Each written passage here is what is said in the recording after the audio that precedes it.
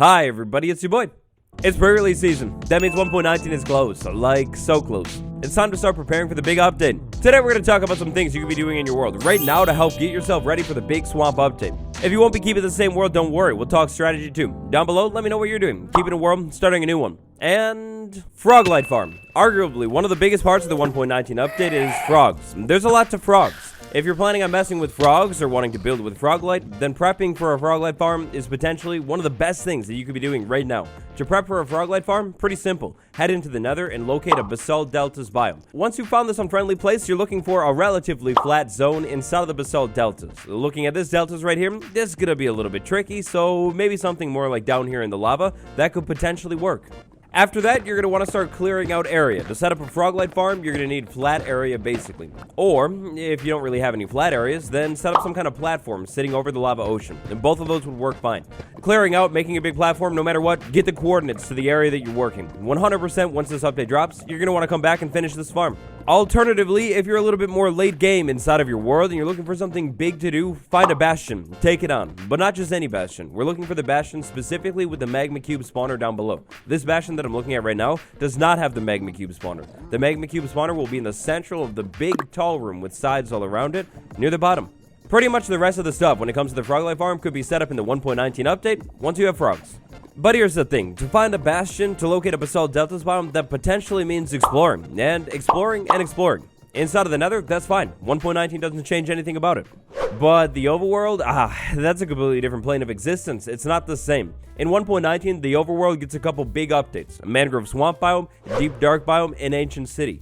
To check out the update, you're definitely going to want to actually be able to get those things, because if you can't, you won't be able to actually check out most of the update. It won't be very fun.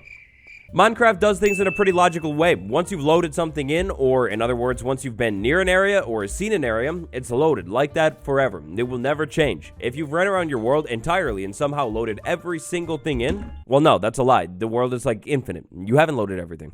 But the more you load in your world, the harder it's going to be to actually find that amazing new structure and the new biomes. It's a good idea to stop exploring right now, this second, if you're keeping your world. Alternatively though, if you've loaded in a lot, all hope is not lost. You could go into the nether, dig a tunnel really far away, and then build a nether portal. But absolutely, 100%, don't do that yet.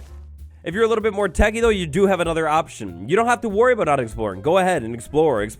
Load every single thing in. Go you. That's awesome. Then, once the update drops, tool time. There are some amazing tools out there in the community, like MCA Selector, that can actually take your world, load it up. You get this top-down view. Look at this thing. Beautiful. And then, from that top-down view, you can select individual chunks and delete them. Minecraft loads things in chunks, also known as a 16 by 16 block area. If you've loaded a chunk in, it's like that unless you clear it. If you use something like MCA Selector to delete a chunk, you'll basically restore that chunk to before it was ever loaded. Then you can update your game to 1.19 and load it in again, and maybe, just maybe if you're lucky, you'll find a mangrove swamp. If you're into chunk clearing, it's honestly a whole topic of its own. I have a different video. I'll throw a card on screen right now. Check it out after this one. The video's a little bit older, but it's all the same. Hey you, yeah you, random vibe check time. Passing the vibe check, pretty simple. All you need to do is go down below the video right now, then leave a like or double check. Make sure you already did that. Thank you. Carrying on.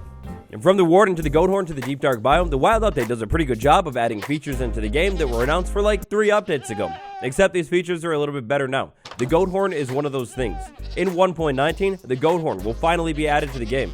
Once the update drops, you'll have 8 brand new collectibles that you can get from farming the goat. Except farming the goat, it's a little bit different this time. You're going to need to get a goat inside of an enclosure and have that goat ram a natural block, like stone.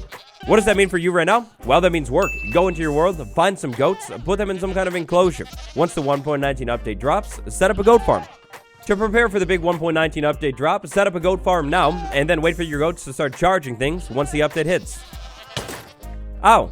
If you want to take it one step farther with this one, continue breeding your goats up until you have at least a couple screaming goats. Certain goat horns are only obtainable from screaming goats. In total, we have 8 goat horns coming to the game in 1.19. They all randomly drop from the goat, so get a lot of goats. Once a goat drops this horn, it's done. It's gone for good. You'll have to get a different goat.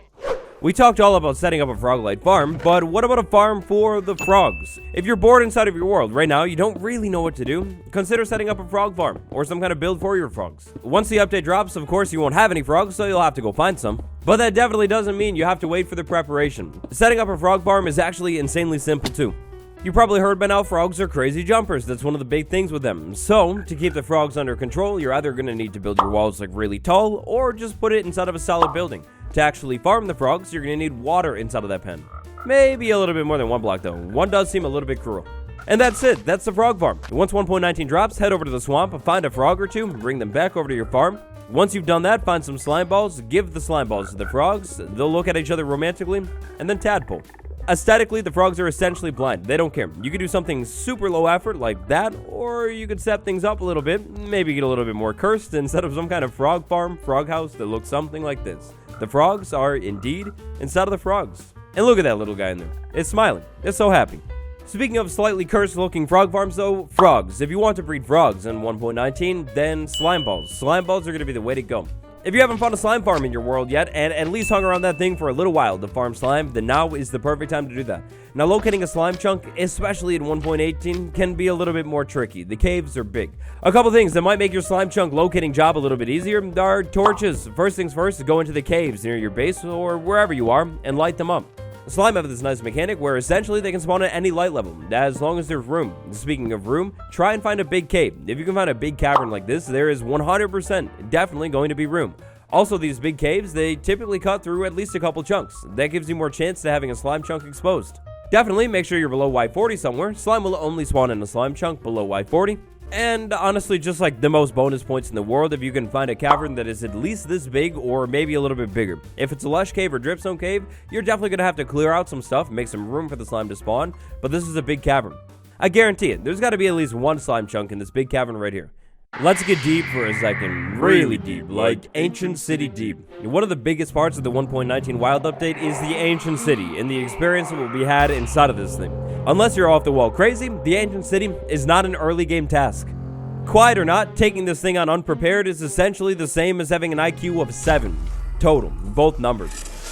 A terrible idea. Here in my survival world, I've done a lot of work, a lot of tool preparation. Your focus in 1.19 for preparation should be the armor, for sure. The warden has a lot of health and is really strong, so definitely get a good sword. But your real goal here, it should be avoiding the warden. Ideally, you never see this thing. In case you do, have good armor. We're looking at armor, something like this. This armor is definitely perfect. This is the best armor in the entire game. This won't exactly save me from the warden, but then again, essentially nothing will save you from the warden.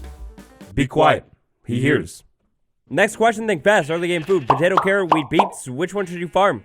The answer? Wheat. Minecraft 1.19 introduces a couple brand new blocks. Mud. Mud is really cool. It's super useful in farms. It's nice for building. It's cool. Even better for building, mud bricks. Mud bricks are essentially the best building block in the entire game for building signs, like this one right here. Also, packed mud. Oh my gosh, there are so many different things you can build with packed mud, and really just mud bricks in general. This stuff is good. Getting mud, that's not a problem really. It's water bottle plus dirt. That's pretty easy. But getting packed mud and also mud bricks, potentially a problem if you haven't taken the time to step back, smell the wheat, and farm the wheat. Set up a big wheat farm to prepare for the 1.19 update. Now, a wheat farm like this, insanely inefficient for farming wheat large scale. I mean, honestly, it's annoying. You accidentally fall down one block and you ruin a spot right there. So maybe not like this. Instead, opting for something a little bit more controlled. Maybe something like this right here might be a better call. Consider making your life a whole lot easier by adding some pistons and water streams to this setup as well. When large-scale farming for efficiency, organization. Organization is always king. You've been there, I've been there, we've all definitely been there. We have a world that we've been in long term, we start a build, then all of a sudden we get sidetracked and we do a different build, and then a different build, and a different build, and a different build. Eventually, after taking on so many other builds, your original build that you were meant to finish like weeks ago, it is now sad, cold, and alone. The best time to finish a project is now, before the 1.19 update drops. Once 1.19 drops, there are a bunch of new blocks. You're going to have new inspiration, you're going to want to use those new blocks. Right now, pre-1.19, those new blocks are not here. If you've been following my survival series, then you know this is exactly it. This is what we've been doing for the past few episodes. Finishing things up, cleaning stuff up, getting the base ready for the big update. Any project that you should finish, any project that you want to finish, any project that you need to finish, finish it now, before the update. Everything will be new, fresh, you'll be ready to go. Just a fair warning, this next one is no small task at all. This is a big project, the biggest one. If you're planning on taking this on before 1.19, definitely consider starting it like yesterday. A gold farm. Gold farms are gigantic, they're big, they're massive, they're insanely efficient, and they're great for getting gold. Well, yeah, gold. Why would you want to farm gold in 1.19? Is there a new gold block? No, but the warden is in the game, and golden apples are in the game. Not even the best armor in the game will fully save you from the warden. You're going to need backup.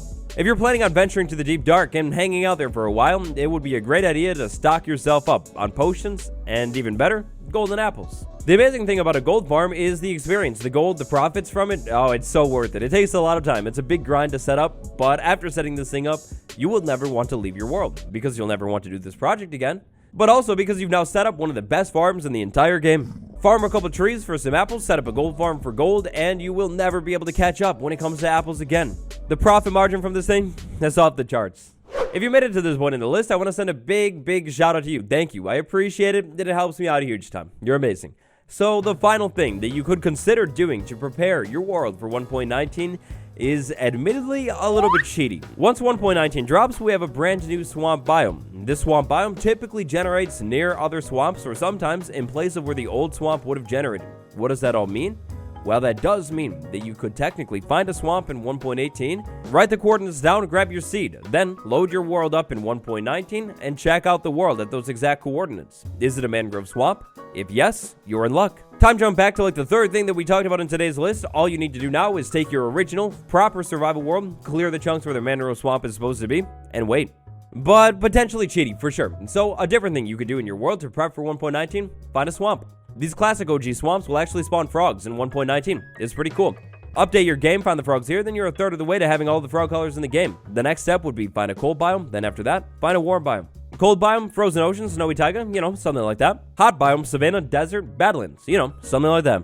Take your frogs and make a tadpole, take the tadpole over to those new biomes, grow them up there, and you've done it. You've beat 1.19, officially. Okay, not really, but you have beat this video. That's it for my list of things that you could do in your world right now to prepare for the 1.19 update. Add one to the list. Just drop it down in the comments below. Huge thank you to all of you for watching this video. I really appreciate you. If you haven't subscribed for some reason, you're missing out, and 1.19 is coming up very soon. I've got a lot of really exciting, game-breaking, revolutionary even, content coming up. You don't want to miss it. On the end card, I'm going to drop my 1.19 build ideas video. If you're looking for more 1.19 inspiration, check that one out. It's been me, Waddles. I'll see you all tomorrow. Goodbye, everyone.